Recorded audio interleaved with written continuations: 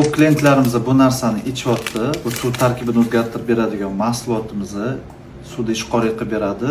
Biz 70% suvdan iborat bo'lsak, o'sha suv qanchalik toza bo'lsa, shunchalik biz o'zimizni yaxshi his qilamiz.